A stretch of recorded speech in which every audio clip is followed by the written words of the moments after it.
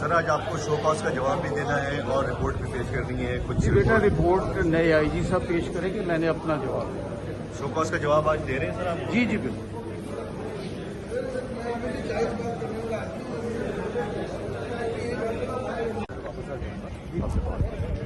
शुक्रिया, thank you sir.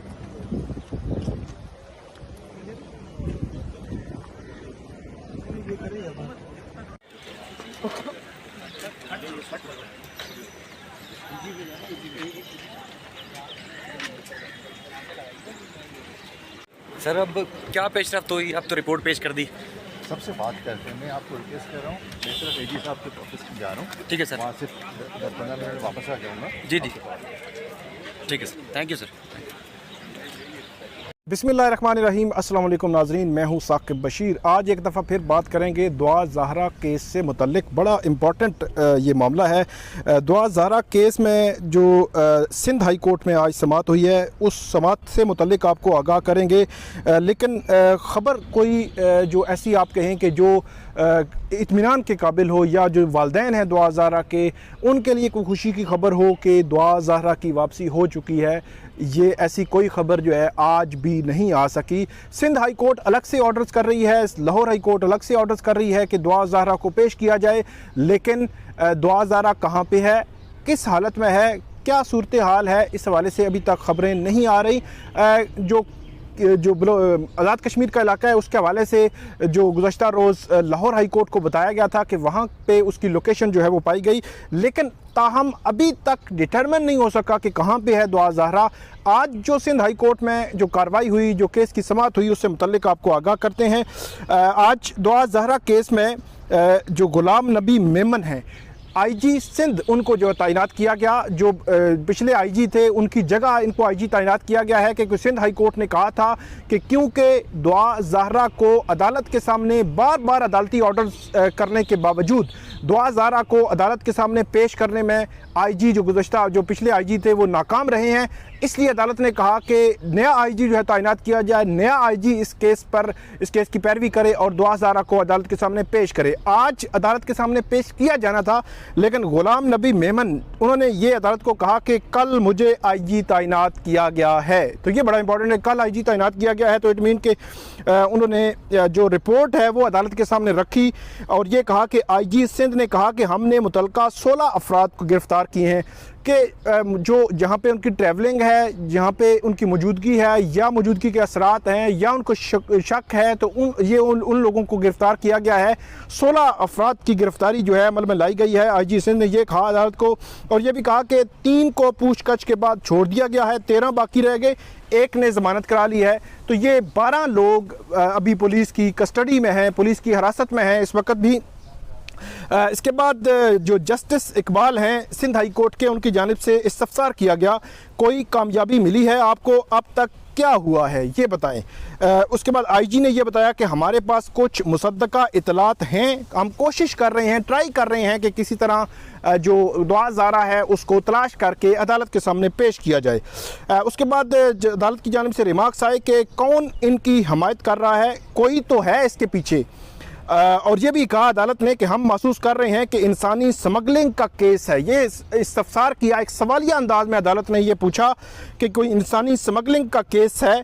तो उसके बाद आईजी सिंध हैं, उनकी जानिब से अदालत को कहा गया कि ज़हीर का वालिद जामिया पंजाब के रजिस्ट्रार का ड्राइवर है, जामिया पंजाब के रजिस्ट्रार का ड्राइवर है, ये बताया गया। और उसके बाद गुलाम नबी मेमन आईजी सिंध जो है, उनकी जानिब से अदालत को कहा गया कि अपने ताल्लुकात को इस्तेमाल कर रहे हैं, वो लोग अपने ताल्लुकात को इस्तेमाल कर रहे हैं। और उसके बाद अदालत ने ये रिमार्क्स दिए कि लाहौर हाई कोर्ट में जो है वो कोई पेश हुआ है, उनके ख़ानदान का कोई फ़र्द जो है वहाँ पे पेश हुआ है, क्योंकि लाहौर हाई कोर्ट में भी गुज़श्ता रोज़ जो है वो समाअत हुई थी, वहाँ पे 2-3 रोज़ में समाअतें हुई थी, वहाँ पे जो ज़हीर की तरफ से जो उसके कोई फैमिली के लोग जो है वहाँ पेश हुए थे। उसके बाद अदालत ने वहाँ पे भी दुआ ज़हरा को 1 हफ़्ते में अदालत में पेश करने का ऑर्डर किया था। उसके बाद अदालत ने ये रिमार्क्स भी दिए कि हम चाहते हैं बच्ची आ जाए और बयान दे दे, क्योंकि बयान इम्पॉर्टेंट है, क्योंकि बच्ची आएगी, बयान देगी, उसके बाद अदालत वो मेडिकल के हवाले से फैसला करेगी कि उसकी एज डिटरमिन करने के लिए मेडिकल करवाया जाए, जिस तरह दूसरी बच्ची का करवाया गया।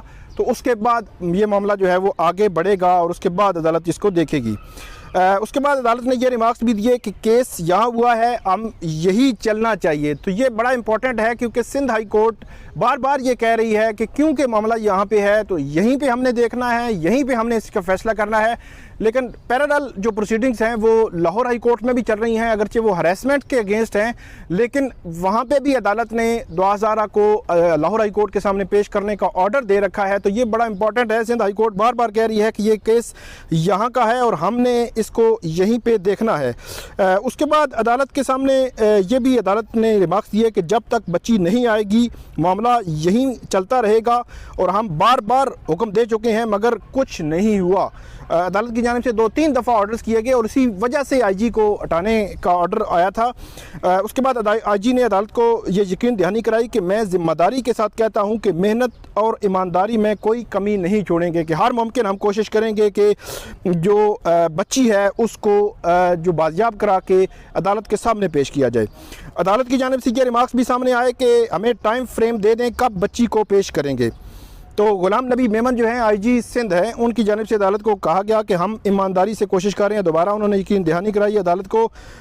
और जो वालिद हैं दुआ ज़हरा के, उन्होंने कहा कि मैं बड़ी उम्मीदें लगाकर यहाँ आता हूँ, मतलब हर जो समात है उस पर बड़ी उम्मीदें लगाकर आता हूँ कि बच्ची जो है वो पेश कर दी जाएगी, लेकिन बच्ची अभी तक जो है वो अदालत के सामने पेश नहीं हो सकी। और उन्होंने ये भी कहा कि हम बहुत परेशान हैं, कुछ करें प्लीज़। अदालत से उन्होंने इस्तदा की एक वालिद ने कि कुछ आप करें इस हवाले से। तो अदालत ने कहा कि अदालत का जो भी इख्तियार है वो कर रही है। डेफिनेटली अदालत ने बड़ा स्ट्रिक्ट एक्शन लिया आईजी सिंध के ख़िलाफ़। तो इट मीन कि अदालत जो है वो चाह रही है कि इस केस को किसी मंतकी अंजाम तक पहुंचाया जाए। उसके बाद ये रिमार्क्स भी सामने आए कि हम हर मुमकिन इक़दामात के लिए हुक्म दे रहे हैं। अदालत ने कहा, आईजी सिंध ने कहा कि हम 7 टीमें बच्ची की बाजियाबी के लिए भेजी हैं। 7 टीमें जो है सिंध पुलिस की जो भेजी गई हैं बच्ची की बाजियाबी के लिए।